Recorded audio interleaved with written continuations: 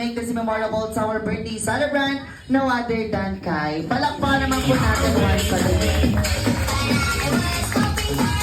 And of course, at this point, sabay-sabay po natin Siya makatanggap ng gift mula kay best friend Jollibee. Kaya naman pabilisan at pagalingan, kids. Kaya naman, get ready, kids! Start your engine!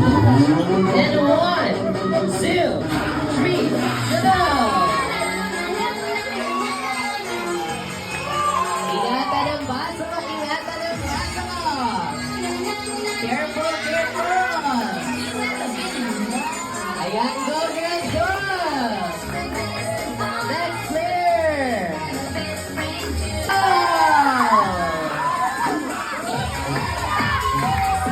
Ayun! Ayan! Okay, payatin gayan si Good Justin! Okay, head down! In 1, 2, 3!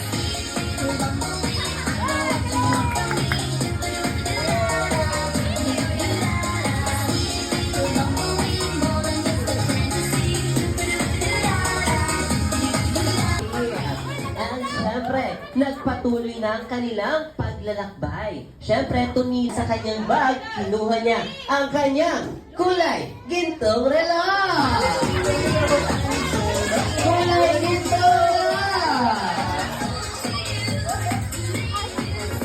Ayan, kulay gintong reloj nga, friends, na magsitakbo. Pero, nagtaka si best friend Jollibee dahil sa kanilang pagtakbo, hindi nila namalayan na kulang na pala sila. Yun pala ay, naiwan na si best friend Yam. Ayan, bakit kaya siya naiwan? Dahil siya ay nahuhubuan. Kaya naman para makahabol sa pagtakbo si Yam, Brainy Sintaran! Okay. Walang kanyang magical candle. Kaya naman tulungan nating magpasaya si Kai.